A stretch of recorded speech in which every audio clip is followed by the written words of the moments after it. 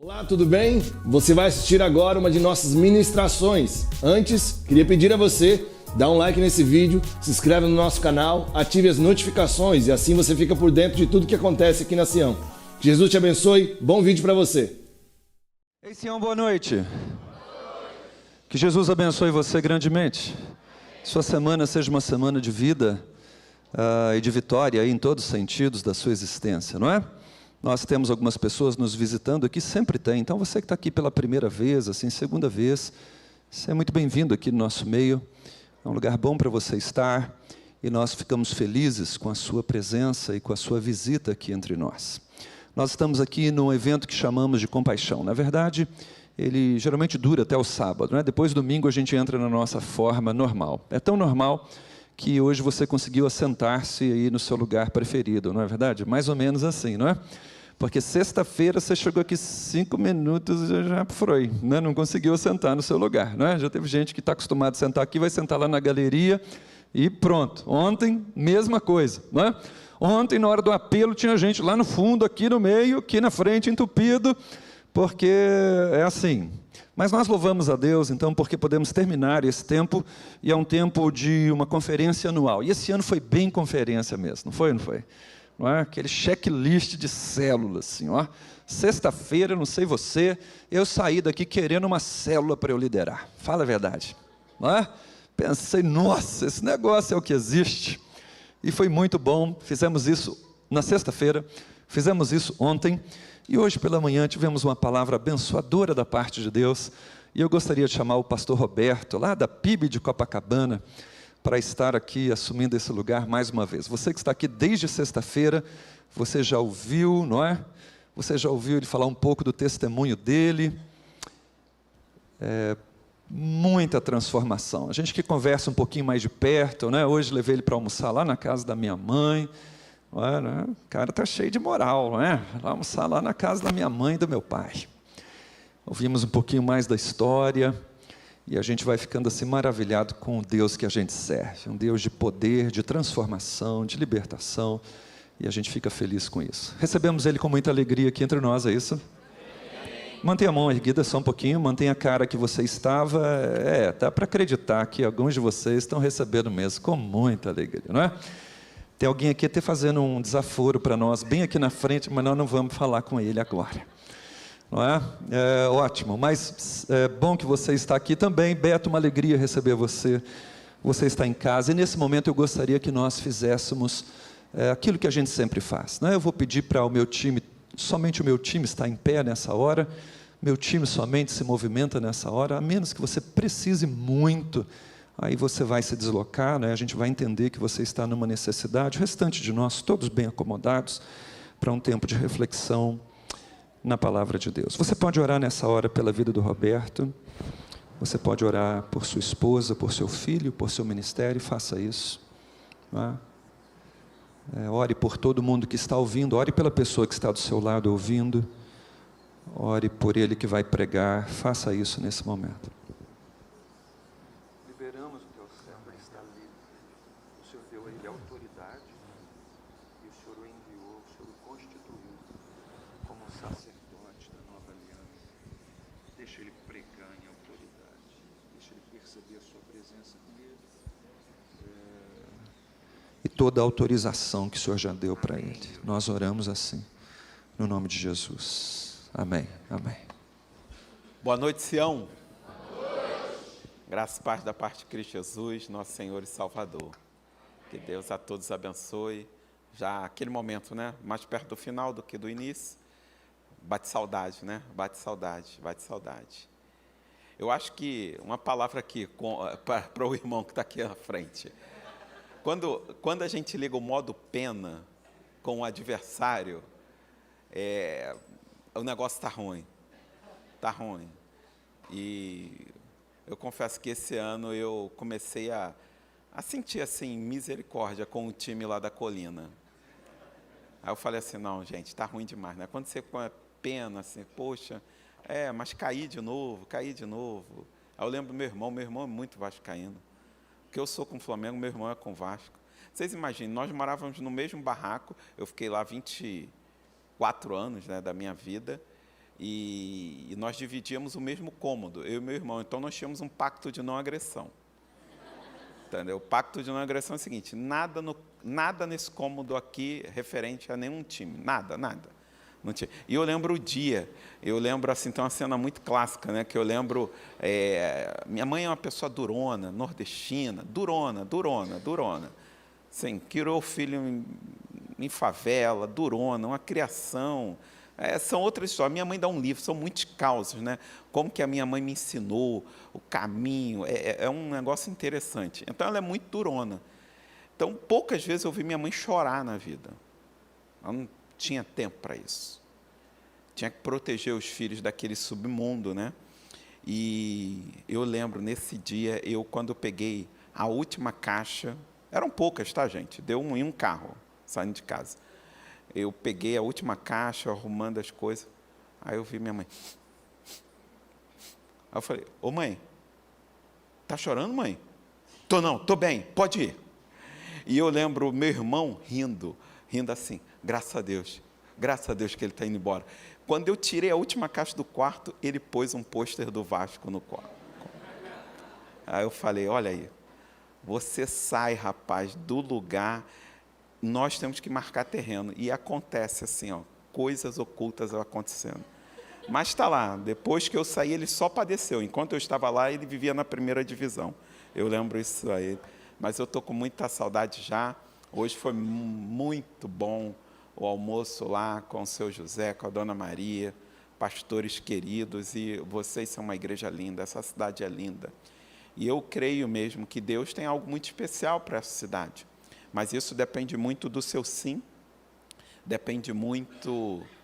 Eu acabei de receber uma mensagem aqui, desculpa que eu fico aqui de olho, está tendo batismo lá na igreja, e um discípulo está batizando, discípulo mesmo, fiz 1 a 1 com ele e tudo mais. Eu estou muito assim, eu estou emocionado. A minha esposa acabou de mandar um vídeo dele descendo as águas aqui. E lá quem batiza lá na igreja é quem ganha, né, para Cristo, né? E eu estou muito feliz de estar aqui, mas eu também queria estar lá. Mas assim, muito bacana estar aqui. Então, se você disser sim, é possível mudar essa cidade. Tudo começa com um simples sim. E o Evangelho, como nós vimos ontem, é feito por gente comum. Não é super-homem nem mulher maravilha. É gente como eu e você. O que você faz com aquilo que você recebe é uma decisão sua. O nosso pastor, ele tem um mote, né, um desafio que ele sempre lança a toda igreja e aos discípulos dele mais particular, depois de um evento como esse, de uma conferência como a Compaixão. Que depois de um momento como esse, depois do acampamento do DIP, qualquer pessoa que te encontra pergunta para você: e aí, como foi? Qual é sempre a nossa resposta? Foi bênção. Foi bênção. Isso é uma mantra. Bênção. E aí, como foi o culto? Bênção. E como foi a luz? Bênção. E a água? Bênção. Cadeira? Bênção. Bênção. E ele sempre pergunta: e aí, o que você vai fazer com isso? Qual a sua tomada de decisão? O que eu quero falar nessa noite é sobre isso. Sobre semente. Coisas que nós recebemos na vida e às vezes nós desperdiçamos. Passa. Nós não aproveitamos. Nós não aproveitamos. Vocês lembram ontem, só recapitulando o que vimos ontem à noite, isso é mesmo, e eu vi isso muitas vezes acontecer com pessoas que chegaram ao final da vida. Cristãos, gente que amava Jesus, mas que chegou ao final da vida e falou: olha, eu poderia ter feito, Roberto. Eu poderia. Eu tinha capacidade de fazer, mas eu não fiz. Eu deveria. Eu sabia que eu tinha que fazer, mas eu não fiz. E isso é muito triste. Que esse não seja o enredo final da nossa vida. Não seja o fim. Mas que, ao final da vida, possamos mesmo falar como o apóstolo Paulo: eu combati o bom combate. Eu escolhi bem minhas brigas. Eu encerrei a carreira e eu estou guardando a fé.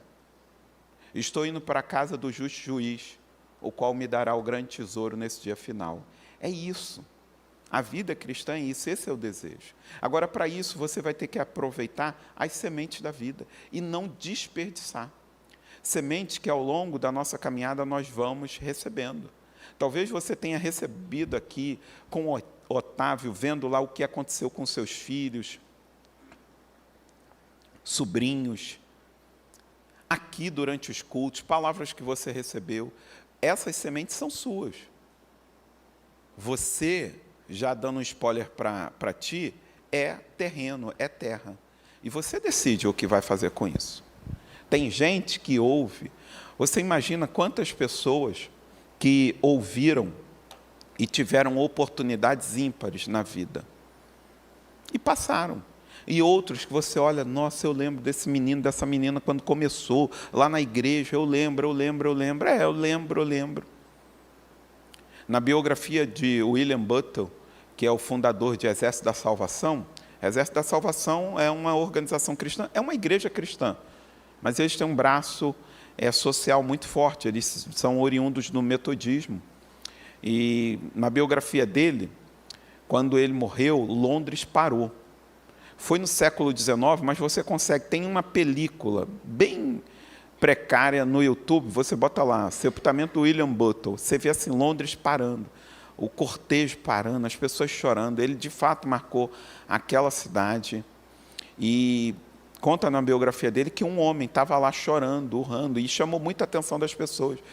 E as pessoas chegaram perto dele e falaram, mas olha, você era próximo, era parente, era o quê dele? Ele falou, eu o conheci na adolescência.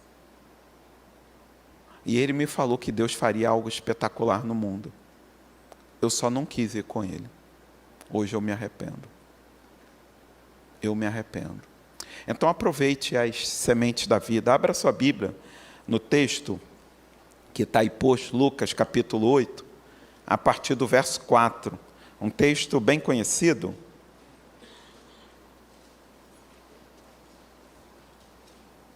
E nós vamos ler essa parábola, essa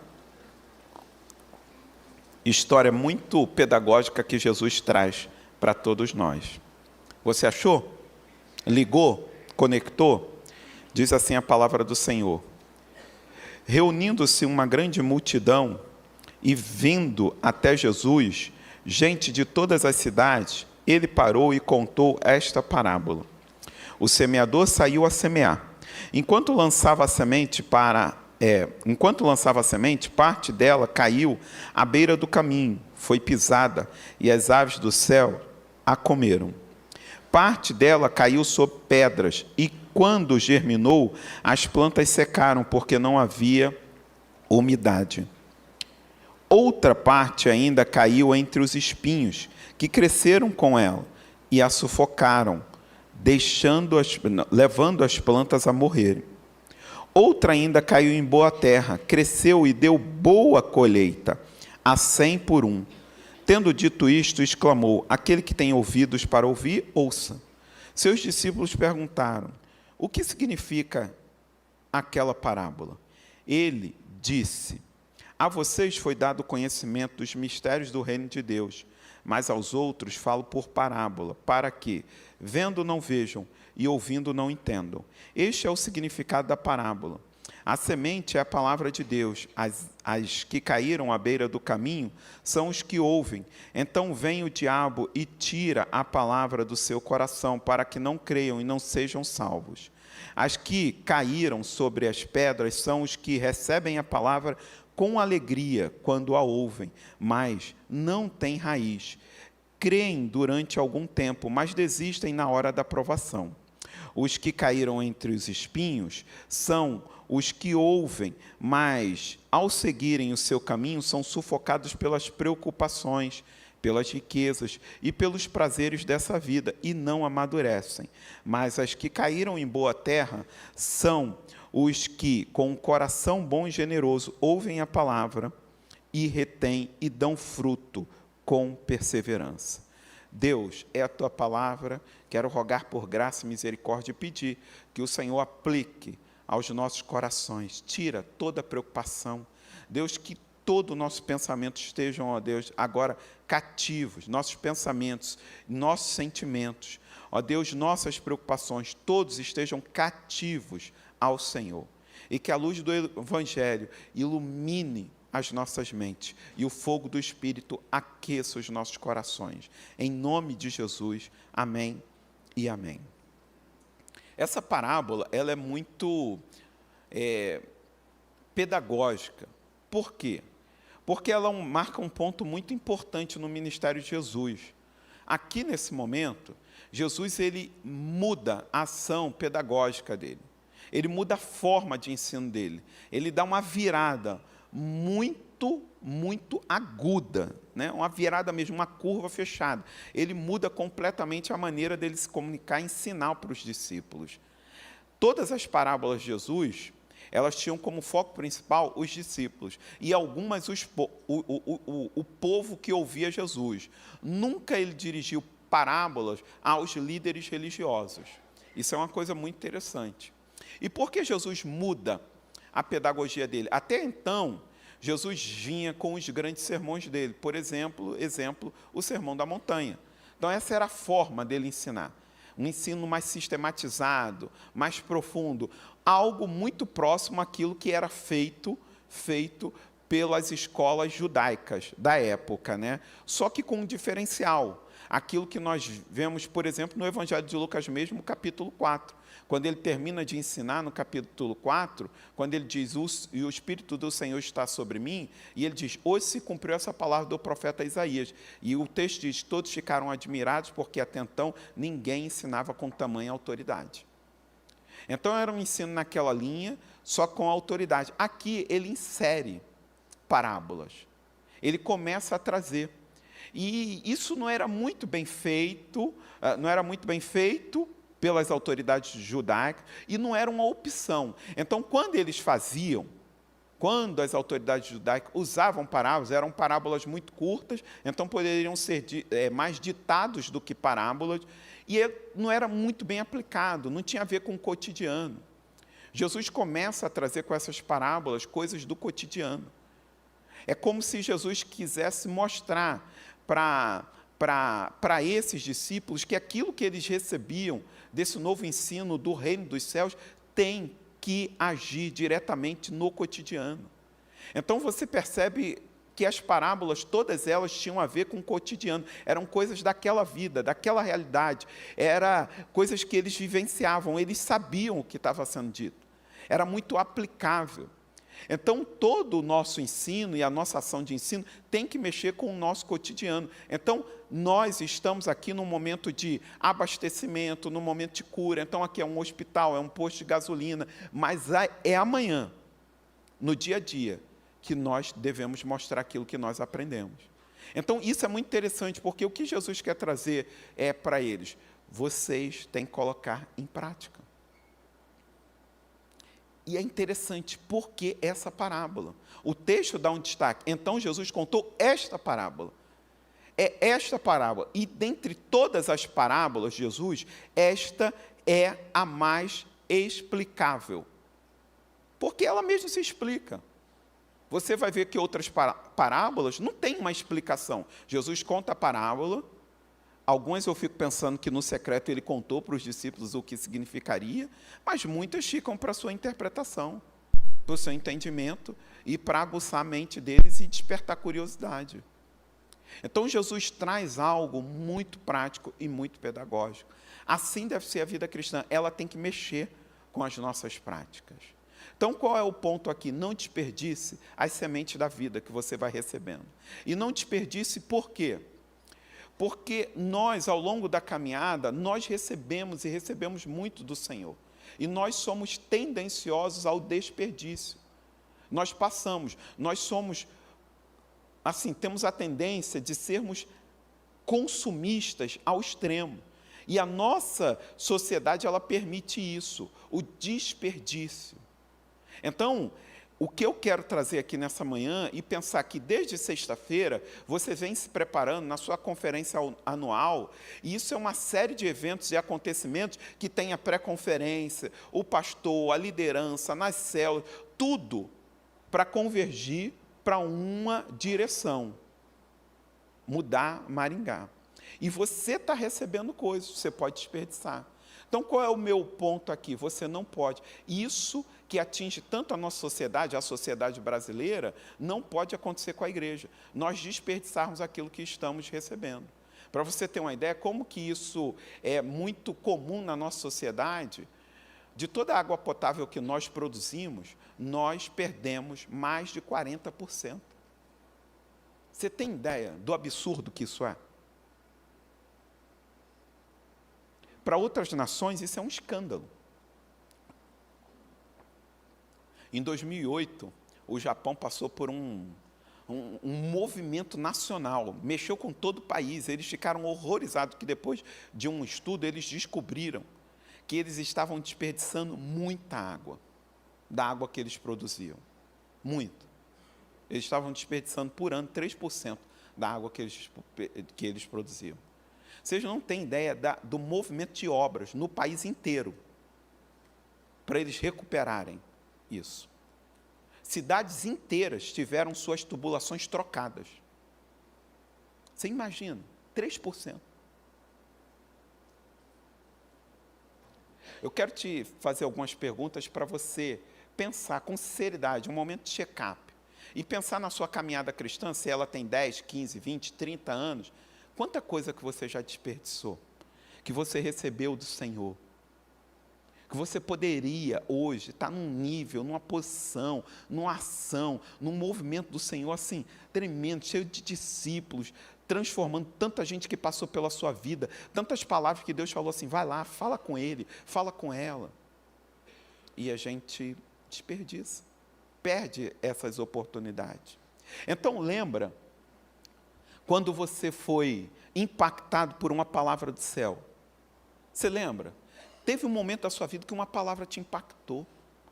Você estava num culto, numa célula, numa vigília, num acampamento, aquele culto da fogueira, aquele momento de decisão, e você falou, é isso, eu não tenho dúvida. Foi uma palavra que veio de impacto, sai desse lugar, sai disso. Foi uma palavra assim, aquilo te impactou. Não aconteceu com você? Todos nós temos esse momento, você assim, tem certeza, como ela pode estar falando, quem contou a minha vida para ele?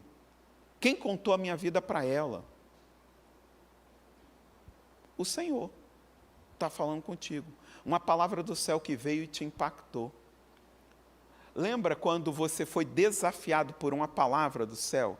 Desafiado. Olha essa palavra impacto e olha essa palavra desafio. Você foi impactado. O impacto é um choque.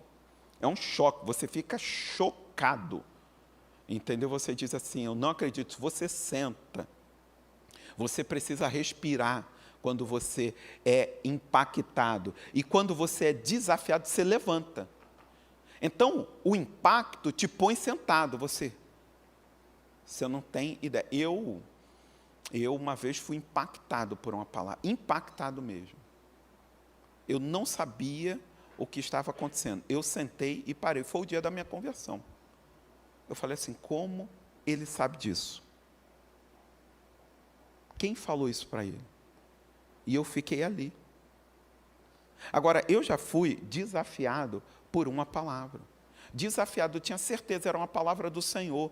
Teve um momento da nossa vida que nós estávamos programando uma viagem muito importante para a gente. Nós estávamos muito felizes, 5 anos planejando essa viagem. Nós nunca tínhamos feito como família uma viagem internacional. E nós queríamos muito fazer e juntamos dinheiro, 5 anos, tudo mais.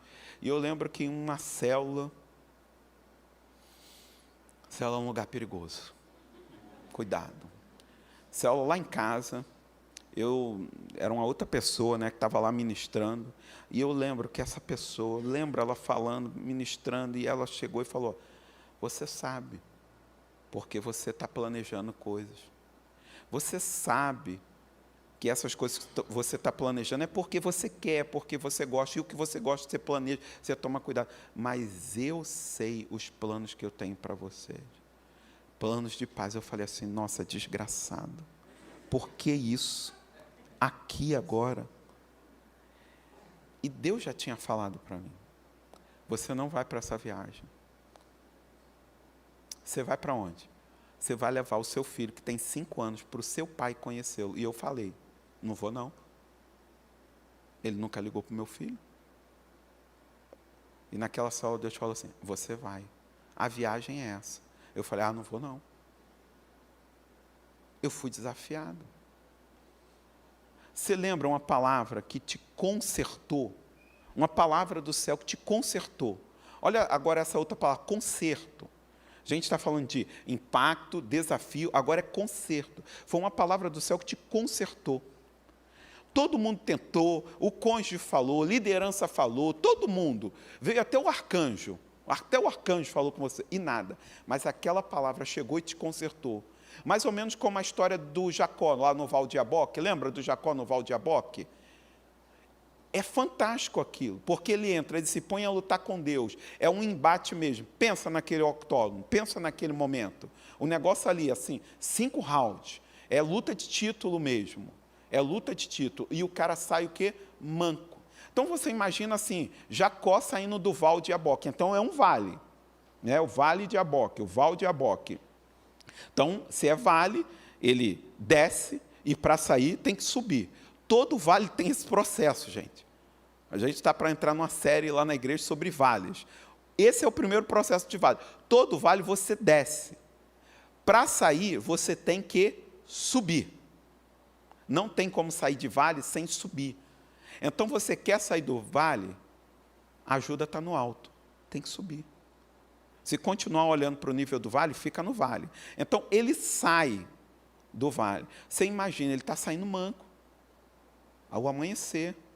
Você imagina as pessoas olhando e vendo a silhueta e falando, não, é Jacó. A gente viu fogo saindo de lá, nós vimos luz saindo. É Jacó? Não, parece com ele. Não, mas não é ele que está mancando. É uma pessoa que manca, Jacó não manca. Não, é ele sim, as pessoas chamando. Não está na Bíblia não, tá, gente? É só um exemplo. As pessoas falam assim, ô Jacó, e ele continua andando. Ô Jacó, e ele vai chegando perto. Cara, é Jacó mesmo, mas por quê? Nós estamos falando com você, por que você não responde? E ele diz o quê? Que eu não sou Jacó, eu sou Israel. Como assim, seja? Eu mudei. Eu sou outra pessoa. Pô, mas você não era aquele cara que fazia isso? É. Mas eu mudei. Uma palavra me consertou. Um dos meus padrinhos de casamento, Diácono Edson, deixa eu te contar uma história minha com ele. Nós nos conhecemos e fomos trabalhar numa igreja anos depois. Mas nós nos conhecemos antes de eu me converter. Ele não tinha ideia de que nós nos encontraríamos quase 20 anos depois. Não, 20 não, uns 13 anos depois. 20 não, uns 13 anos depois, em uma igreja, em uma das regiões mais promíscuas do Rio de Janeiro. Nós fomos trabalhar com população de rua. Só que nós, como eu falei, já tínhamos tido uma experiência anos anteriores. Sabe como foi a minha experiência? Eu estudava. Eu tinha uns 16 anos e eu estudava com o filho dele na mesma escola. Na mesma escola. Ele não tinha ideia de quem era. Um dia, numa discussão na escola, o filho dele, com mais 3, vieram para cima de mim.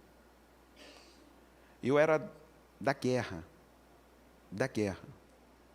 Eu olhei aquela situação e eu já vivia uma vida de guerra, de luta, de embate, de bater, de apanhar, de tomar paulada, de dar pedrada, de tudo. A minha vida era essa, era lutar. Numa favela, sem irmão mais velho, sem pai, ou luta ou morre.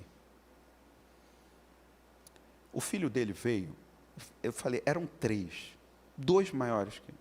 Eu não pensei 2 vezes, eu peguei um lápis, eu enfiei no pescoço dele e puxei. Pegou na veia. O moleque foi para o hospital, quase morreu. Esse cara, ele foi meu padrinho de casamento. Sabe por quê? Ele viu que uma palavra me consertou. Ele me perdoou. Ele falou, você é de fato uma outra pessoa. Então você sabe de palavras que te consertaram. Agora, você já foi transformado. Olha essa palavra, transformação. A ideia de metanoia, de metanoia, uma metamorfose. Você foi transformado. Transformado mesmo, assim, a sua vida girou 180 graus. Transformação total. Todo mundo falando assim, nossa, era chata demais. Não é mais. A pessoa chega, até assusta. O cônjuge até assusta, chega e fala assim, pastor Josimar, o meu esposo foi abduzido. Como assim? O que está lá em casa é outro. Não é ele. Botaram um chip nele. Aquilo lá é um androide. O pessoal chega assim, aquela mulher mudou. Mudou o quê? Ela mudou o cabelo? Não, ela mudou a vida. Eu lembro de um testemunho de uma irmã, que assim, foi marcante lá na igreja. Ela falou assim, as pessoas no trabalho chegavam na minha sala e falavam, sabe o quê? Ué, mudaram as lâmpadas aqui? Aí ela falava, não, está mais iluminado aqui. Ela falou assim, eu não tinha ideia da pessoa que eu era. Eu não tinha ideia da chefe que eu era. Eu não tinha ideia da líder de equipe que eu era. As pessoas, depois daquela palavra que eu recebi, elas perceberam, até o meu ambiente ficou mais iluminado. Você foi transformado. Eu já passei por uma experiência como essa. Em uma vigília, chamada Vigília de Bento Ribeiro. Eu recebi uma palavra, 2:30 da manhã. Aquela palavra transformou tanto a minha vida que as pessoas com as quais eu cheguei lá na vigília, elas foram embora e eu fiquei lá andando até a Avenida Brasil, uma distância assim. Eu não sabia para onde eu ia. Eu falava assim, eu vou ser isso. Ali eu decidi pelo ministério. Fui transformado. Por que eu estou te falando isso? Porque você está recebendo sementes. Semente. Quando você olha para essa parábola, há 4 pontos muito importantes nessa parábola. Nós não temos como tratar, porque os 4 dão mensagem. O semeador, as sementes, o terreno e o fruto. As sementes, eu já destaquei, elas são poderosas. Elas podem o quê? Transformar. Ok? Você concorda? A semente, ela pode o quê? Mudar. Ela pode mudar, ela pode impactar, ela pode consertar. O semeador, ele não escolhe terreno. Ele tentou. E 3/4 não vingaram, correto? Só 1/4 vingou. Ele desistiu porque o 1/4 não vingou? 2º, 3º não. Porque o semeador faz o quê? Semeia. O semeador não escolhe terreno. Ele semeia. A semente é importante, ela não falha. Você quer entender a importância da semente? Compreender? Tem um lugar na Noruega chamado Svalbard. Lá foi construído a Arca das Sementes. É um lugar preparado para resistir a qualquer catástrofe do mundo. Apocalipse zumbi. Esse lugar foi construído para resistir isso. Lá estão guardados, é uma parceria mundial, gerenciada pela ONU, para guardar todas as sementes, as mais importantes de todos os países do mundo. O Brasil tem lá quase 3.000 sementes. Em 2022, a Embrapa mandou mais uma remessa de sementes para lá. Então tem lá sementes de nossa soja, nosso trigo e de uma série de plantas aqui. Se acontecer alguma coisa, a semente possibilita recomeçar a vida nessa terra. Você quer entender o poder disso? Quando foram descobertos o túmulo de Tutancâmon na pirâmide dele, acharam lá as especiarias, acharam os tesouros, acharam os quadros, as artes, e acharam sementes de trigo. Quando acharam encontraram nas cavernas de Qumran os pergaminhos do Mar Morto, acharam junto com os pergaminhos sementes de tâmara. Em ambos os casos, parte dessas sementes foram fecundadas, foram plantadas. Sabe o que deu com a semente de tâmara? Sabe o que deu? Tâmara. Não tem como dar outra coisa. Não vai dar manga. E a de trigo? Agora, a de trigo que é impressionante. Sabe o que deu? Trigo. Deu trigo. Agora, sabe o que impressiona? A de trigo tinha mais de 3.000 anos. A de tâmara, quase 2.000 anos e meio. A semente, ela é poderosa. O problema não é a semente, o problema são as palavras. Sabe qual é o problema? O terreno, a terra. Agora, põe amor nas minhas palavras. Diga, eu sei que é difícil, mas a cura começa quando você assume a doença. Põe amor nas minhas palavras. Diga, a terra. Foi bom para ensaio. Vamos lá. A terra sou eu. O problema é a terra. O problema é a terra. E há 4 terrenos aqui, 4 tipos de solo. E Jesus vai apresentando cada um. O primeiro solo, verso 5, mostra o solo, verso 12, explica o que acontece com o solo. O primeiro solo é o solo endurecido. Por que ele é um solo complicado? Porque ele é um solo insensível. Porque ele é um solo que ouve, mas não muda. Ele é um solo que tem um coração pisado e roubado. Ele é um solo que tem um coração autossuficiente. Esse é um solo insensível, um solo duro, é um solo que se torna insensível. Olha, o Espírito está agindo, as pessoas estão sendo transformadas. A menina dá um testemunho e fala que em um ano a vida dela mudou. Que em um ano ela foi impactada e 4 vezes foi batizada pelo Espírito Santo. E você começa a fazer conta, fala assim, não, na teologia isso não é impossível. Assim, o coração duro. Você não olha para aquilo e fala assim, meu Deus, uma menina de 17 anos, numa cidade, ela falou, eu vou para Maringá. Vocês lembram que ela falou? E eu vou estar livre dos meus, eu vou fazer tudo o que eu quero fazer. E ela está fazendo tudo que Deus quer que ela faça. Isso não te impacta. Você fica assim duro. Mas primeiro amor. Você fala assim, meu Deus, é um solo que ouve, mas não muda. Não muda assim nada, não se lança em um desafio. É um solo que tem um coração que é pisado. Ele vai explicar o que são essas pessoas. É gente que foi, de alguma maneira, ela recebeu algo da parte de homens, de pessoas, de instituições, e ela se fecha. Ela não acredita, ela tem uma facilidade para duvidar tremenda. É gente ferida, que cria uma casca tão complicada, que é difícil penetrar, fica impermeável. E aí não tem como a água do Espírito penetrar. É gente autossuficiente. Como que a autossuficiência e os períodos que essa vida proporciona endurecem o nosso coração. E o solo fica complicado. Essa vida, ela proporciona isso aqui para a gente. Ó. Isso aqui é um engano. O que é isso aqui? Controle. Você tem o controle da garagem, o controle da TV, o controle do ar-condicionado, o controle dos seus investimentos está aí na palma da sua mão. Você está agora controlando, já viu que a Bolsa de Tóquio fechou, que o pau está quebrando, você vai mudar suas ações, você diz, eu controlo tudo isso. E a gente internaliza isso, falando, nós controlamos. Aí chega um mosquitinho, pica a gente e mata. Um mosquitinho. Mosquitinho assim, pequenininho. Pum, pum. Você não tem controle. Qual outro solo? O solo superficial. Ele explica o que é o solo no verso 6 e ele explica a parábola no verso 13. Olha o que ele fala sobre o solo superficial.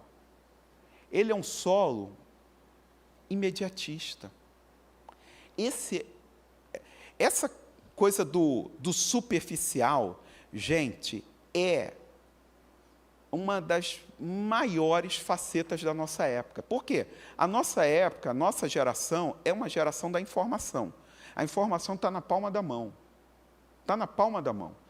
Quem aqui é da época de comprar cassete? Eu não estou falando DVD, eu não estou falando CD, e eu não estou falando fita também, cassete. Eu estou falando do cassete mesmo de gravador. Comprava de mensagem. Aí pedia, fulano, tu vai para tal conferência, traz para mim. Olha, compra lá. Gente, hoje nós temos acesso. E isso trouxe para a gente, sabe o quê? Superficialidade. Superficialidade. Visto o que aconteceu no nosso país agora na última eleição, pensa num povo que ficou expert em política, o povo brasileiro. Meu amigo, como entende? Como entende de política, de macroeconomia? Como entende, assim, como? E as discussões afloradas. Mas você fustiga, faz 3 perguntas, você vê a superficial. Superficial. É uma geração que não tem profundidade, ele não tem. Você chega assim, vai checar as horas de voo, de oração dele, não dá 24 horas, em 1 ano de conversão. Você pensa, você tem 365 dias no ano. Se você pega as suas horas de oração no ano, quantos dias será que você tem de oração no ano? Você já fez essa conta?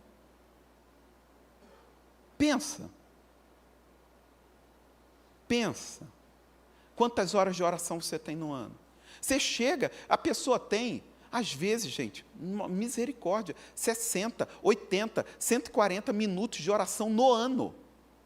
Essa pessoa é o quê? Sem profundidade. Aí você vai ver o que na vida dela não persevera. A primeira dificuldade não vai. O primeiro problema não vai. O primeiro embate desiste. Começa, chega uma hora, não, agora eu vou trabalhar com Libras. Não, agora eu vou trabalhar com as crianças. Primeira dificuldade. Assim, garoou. Não, hoje não dá não para ir para a igreja. Meu Deus do céu, está chovendo. Está chovendo. A primeira pessoa fechou a cara na célula. Ah, isso não é para mim não, não tem condições, é muita luta. Muita luta, eu falo assim, muita luta. Muita luta. Eu liderava a célula de adolescente, né? E a gente estava num processo de transição, mudando. Essa época os adolescentes não lideravam célula na nossa igreja, hoje eles lideram. Nós éramos bem tacanhos, né? Não entendíamos a mesma coisa. Mas isso é uma outra história, foi uma experiência que nós tivemos muito bacana lá. E eu lembro que eu fui desafiado a sair da liderança. Eu tinha que sair e ir para um outro segmento, mas tinha que preparar um líder, porque nós não multiplicamos células, correto? Nós multiplicamos o quê? Líderes. Eu me multiplico. E eu tinha que gerar um líder. Peguei lá um camarada investindo. Deu ruim. Deu ruim. Aí, tá bom, primeira tentativa. Segunda, investindo, caminhando. Ruim de novo.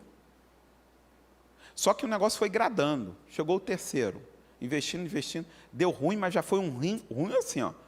Como diz lá o cara, ruim. Foi ruim. Falei, pô, quarto agora eu estou experiente, estou calejado e tudo mais. E, cara, ruim. No quarto eu falei assim, cara, eu tenho o dedo podre. Não sei escolher. E comecei a me questionar, não, isso não é para mim, eu creio na visão, mas não é para mim. E chegava lá no GD, na célula de supervisão, o pessoal, não, continua, Roberto, vai, go, Forrest, go, vai. Eu estou indo lá, tomando na cabeça, correndo. Quinto. Falei, cara, o quinto deu um suspiro, mas daqui a pouco, ruim de novo. O sexto, eu já estava assim, ó, andando assim, cara, eu tenho que respirar, não vai, não encaixava. Não, e esse chegou, foi, beleza, não sei o quê. Não vingou. O sétimo. Quando eu fui para o sétimo, em uma célula de supervisão, lançaram uma palavra lá. Não, Roberto, sétimo é de Deus, é a perfeição. Agora vai ser o melhor de todos. Tudo aquilo que não aconteceu nos 6 vai acontecer nesse 7. Tudo de ruim dos 7 se acumulou no 7º. Tudo. Nos 6. Acumulou no 7. Foi o pior de todo. Eu lembro, 2h40 da manhã, lá no prédio da igreja, eu tendo um ADR com ele e outro pastor. E eu falava assim, cara, por que você fez isso? A minha vontade só era uma, cometer um homicídio. Por quê? Foi assim, ali eu falei, cara, não vai dar. Não. Veio o 8º. Uma benção. vingou, deu, fluiu. Nós precisamos entender que a caminhada do cristão, ela é de perseverança.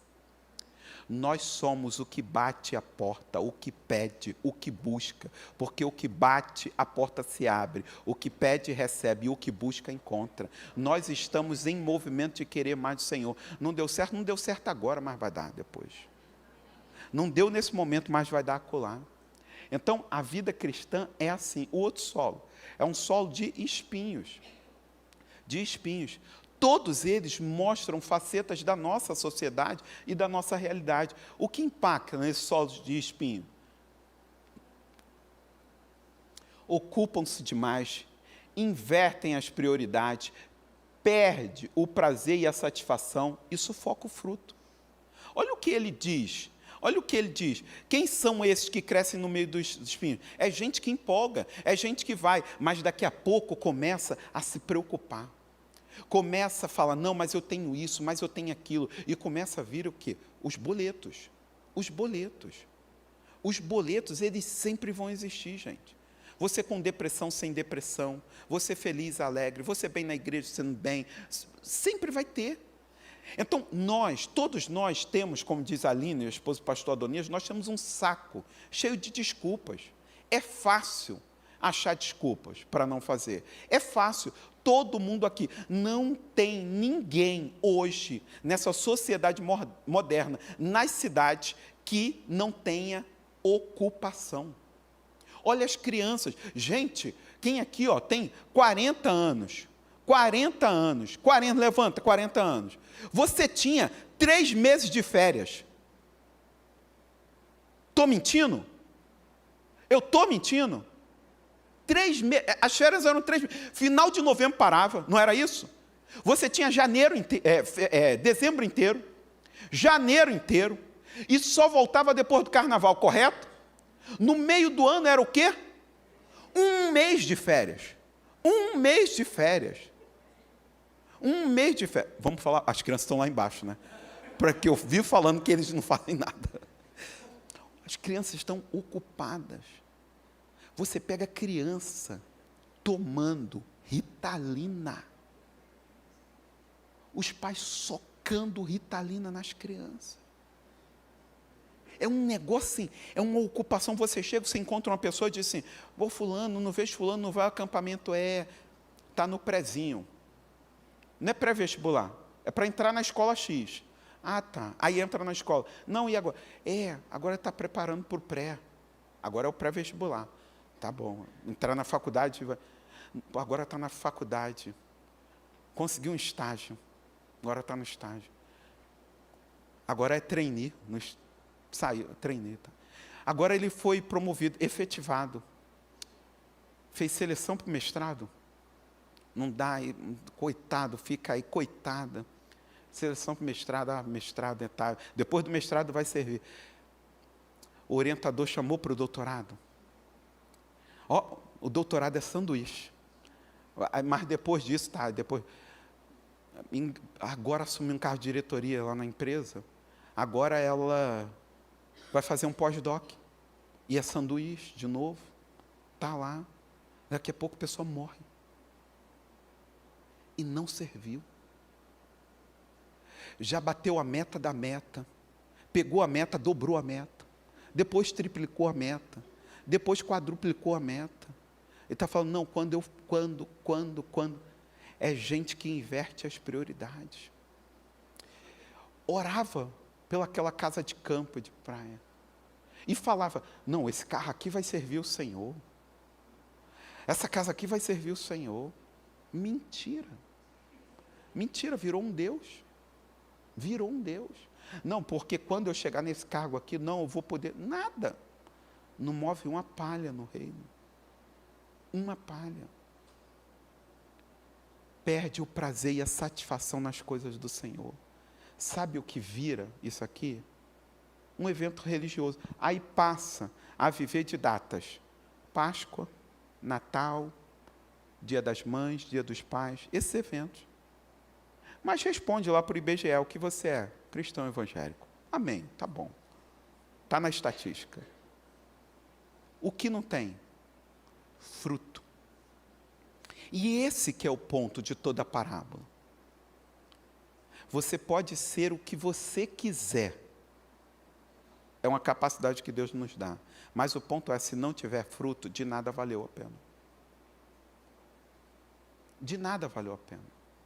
Sabe quando a minha vida começou a dar uma guinada no movimento celular? Foi quando um dia o meu mentor, eu assim, altamente ativista na igreja, altamente ativista, ele me perguntou: Roberto, e aí, como é que você está? E a gente sempre entra nesses processos, né? Prestação de contas, a gente sempre dá uma maquiada. E aí, como você está? Está o quê? Bem. E a Renata, bem. E o trabalho, bem. E você está roubando alguma folha de chame aqui? Eu não trabalho, não. É claro que não. Estou bem, graças a Deus. Está tudo certo, tudo. E a igreja? Bem. Trabalhando demais, uma bênção. E aí ele perguntou: Roberto, e o seu discípulo? Aí eu falei: olha, eu estou dando aula nisso. Roberto, e o seu discípulo? Nós vamos fazer um acampamento. Roberto, e o seu discípulo? Agora eu estou na equipe X. Roberto, e o seu discípulo? Teve um momento que ele falou assim: Roberto, para. Cadê o seu discípulo? Qual o fruto que você pode falar? Esse aqui é meu. Está vendo essa menina? Eu sei o que eu fiz para ela estar aqui. Eu fui atrás, eu tirei carrapicho, eu tive paciência. Está vendo esse cara? Eu sei o que eu investi na vida dele. Ele diz: há um solo favorável. E como o solo se torna favorável? Ele explica. Ele explica que esse solo favorável, ele cresceu e deu 100 por 1. Como isso acontece? Ele traz aqui a explicação. A explicação é essa. É um solo generoso. É um solo generoso. Sabe o que é generoso? Generoso é pródigo. Generoso não é a pessoa que assim está ali para fazer favor, não. Ele está aberto, ele é pródigo, como o pai pródigo. Ele está disposto a dar, a liberar amor. Então, o solo favorável é um solo que está disposto a liberar amor. Ele é um solo que ouve. Ele ouve. Ele ouve o que o Espírito está dizendo à igreja. Ele está o quê? Aberto.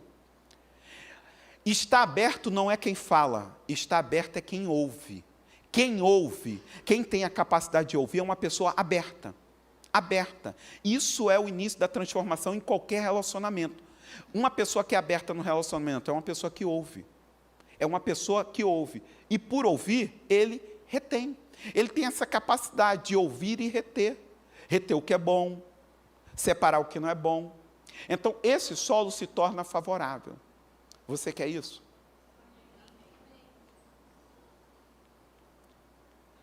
Esse é o processo. Opa, não é fácil. Você tem que ser arado. Nós somos o celeiro do mundo. Tem que ser arado. Não é fácil ser arado. Não é fácil a máquina entrar na terra. Não é fácil mexer a terra. O Salmo 66, o salmista traz a ideia para a gente do que é ser arado. Ele diz: porque quando tiraste, Senhor, o teu povo do Egito, nós, teus filhos, nos puseste no deserto e fizeste nas nossas costas sulcos. Sabe o que é isso? Corte. Não é fácil ser arado. Vai mexer com a gente. Não é fácil ouvir de Natã: esse cara é você. Tem que ser adubado. Tem que mudar o alimento. Samuel, ele está com uma situação lá na célula dele. Eu não sei bem o que está acontecendo lá, mas eles estão, é uma dinâmica.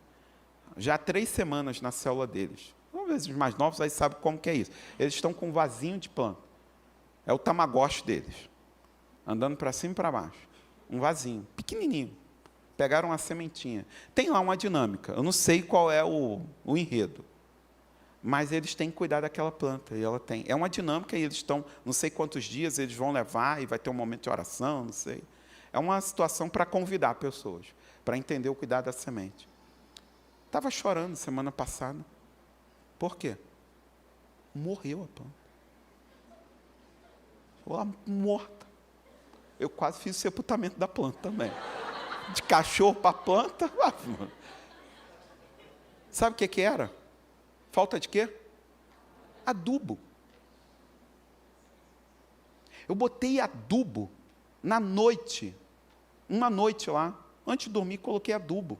Adubo líquido. Nem sabia que existia. Comprei adubo líquido. De manhã ele falou: pai, um milagre. A planta surgiu. Olha o que você está comendo. O que você está ouvindo. Você passa a semana inteira sem ouvir uma mensagem, você tem podcast, você tem tudo. Você passa a semana inteira sem ouvir um louvor, sem ter um momento de oração. Como vai ser impulsionado pelo Espírito Santo do Senhor? Aí você está na fossa e cai para dentro da dele. Cara, vai dar ruim. Entendeu? Mete logo um 500 graus de puro poder. Mete logo esse negocinho, a endorfina vai lá no teto e tu vai que vai. Entendeu? Tem que ser regado.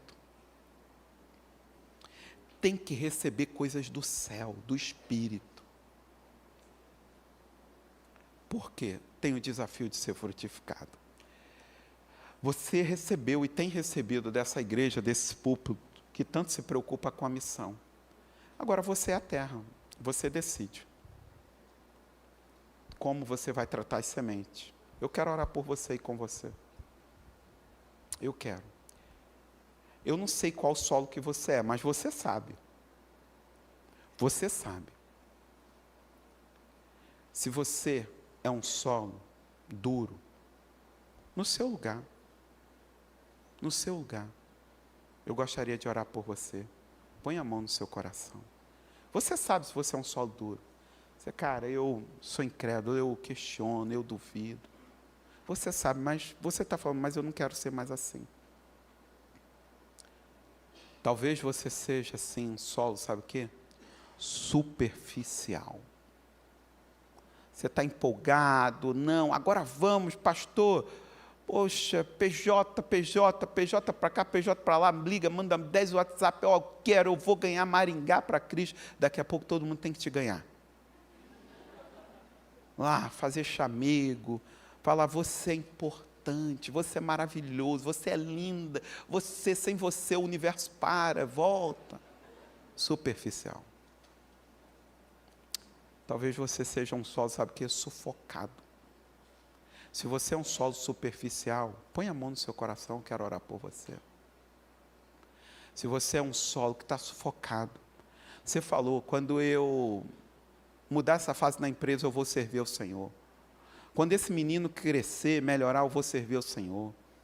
Quando nós completarmos a mudança, eu vou servir ao Senhor. Quando passarmos por esse tratamento, e você está há anos falando isso. E toda hora é sufocado, sufocada. Se você é assim, põe a mão no seu coração também, que eu quero orar por você. E esses que fizeram isso, fica de pé no seu lugar, para eu te ver, que eu quero orar por você. Todos os solos, ninguém vai saber qual solo que você é, mas você sabe. Deus, muito obrigado por esses dias aqui. Muito obrigado por aquilo que o Senhor tem feito aqui nessa casa, nessa agência. Ó Deus, nessa representação do Senhor nessa terra, na cidade de Maringá, a igreja de Sião. E Deus, tem gente que está em pé aqui, uma multidão falando, o problema não é a semente, o problema não é o semeador, o problema é o solo. Eu sou o solo. Mas o solo ficou duro, por uma série de fatores. O solo está superficial. O solo está sufocado, cheio de espinhos. Todos nós queremos, ó Pai, que o solo seja favorável, que dê a 100. Então transforma esses que aqui estão, ó Deus, em generosos, em generosas. Gente que está disposta a dar, aberta ao Senhor. Gente que ouve, que está aberta a ouvir. É gente que está aberta a receber mais de Deus, quer mais de Deus.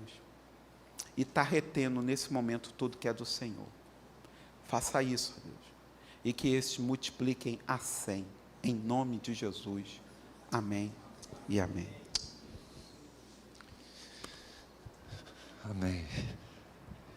Nós temos sido abençoados pelo Beto desde sexta-feira aqui.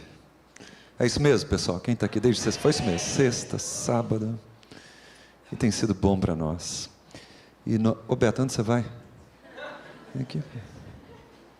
Pô, tá parecendo vascaíno. E amanhã ele vai embora, não é? Amanhã ele volta para casa. A gente já fica com um pouco de saudade, não é verdade? E hoje de manhã a igreja matutina o enviou, como a gente faz assim. Algumas pessoas poderiam vir aqui nos ajudar a impor as mãos sobre ele e orar por ele. Vem, Ivan, vem, Ivan. Vem, Ivan, isso. Só brincando com você, Ivan. Isso, muito bem. Você pode estender a sua mão. Você pode orar daí, né, como um homem de Deus, uma mulher de Deus. Você pode abençoar a vida dele, a sua esposa. Ué.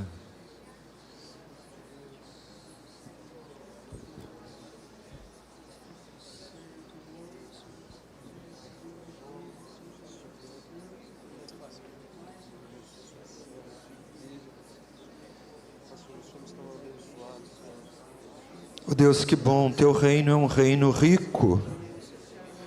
O Senhor é um Deus tão generoso. O Senhor se move como quer, através de quem quer.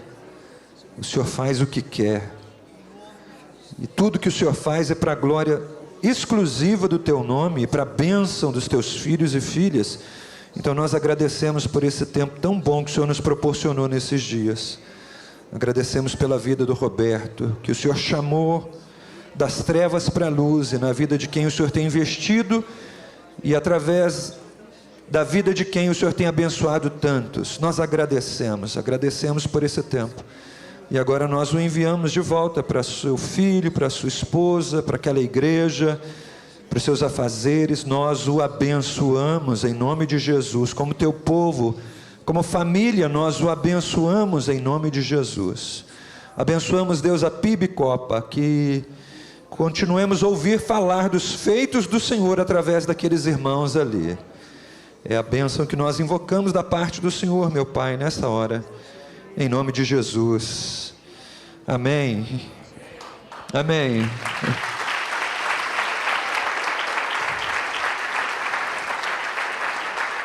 Por favor, coloque a mão no ombro de alguém perto de você. Procure um homem aí perto de você. Você nem precisa ficar olhando muito para essa pessoa, só pode pôr a mão no ombro dela. Diz assim: que a graça do nosso Senhor Jesus Cristo. Você pode fazer melhor do que isso.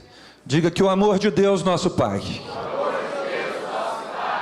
que a comunhão do Espírito Santo seja derramada sobre você, sobre aqueles que você ama. Diga um amém bem forte aí onde você está. Amém. Deus abençoe sua vida, fortaleça o seu coração, vá para casa na bênção do Senhor, uma semana de vitória para você.